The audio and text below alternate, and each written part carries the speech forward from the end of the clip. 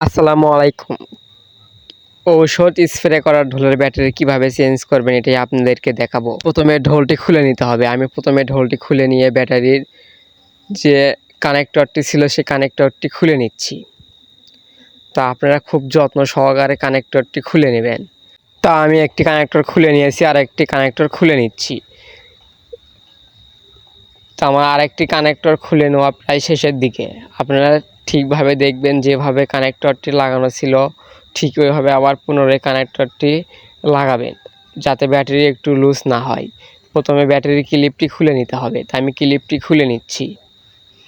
ক্লিপটি খোলার পরে দেখতে হবে লুজ যেন না থাকে। লুজ থাকলে ব্যাটারিতে সংযোগ পাবে না, ফলে ব্যাটারি খুব তাড়াতাড়ি নষ্ট হয়ে যেতে পারে। তাই যেভাবে ব্যাটারিটি লাগানো ছিল আমি আবার ঠিক ওইভাবে ব্যাটারিটি ভিতরে লাগিয়ে নিচ্ছি। লাগিয়ে নেওয়ার সাথে যে কানেক্টরটি ছিল আমি ঠিক ওই কানেক্টরটি লাগিয়ে নিচ্ছি। আপনারা দেখবেন কানেক্টরটি উঁচু নিচু যাতে না হয়। উঁচু নিচু হওয়ার ফলে ব্যাটারিটি পড়ে যেতে পারে এবং নড়তে পারে। তো এভাবেই জাম করে লাগিয়ে দিবেন।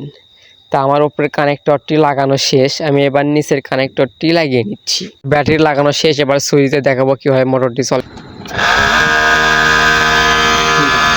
আপনারা দেখতে পেলেন কীরকম স্পিডে মোটরটি ঘুরতেছে। নতুন ব্যাটারি লাগানোর ফলে এভাবে স্পিডে ঘুরবে। পুনরায় আমি আবার আগের মতো করে লাগিয়ে নিচ্ছি।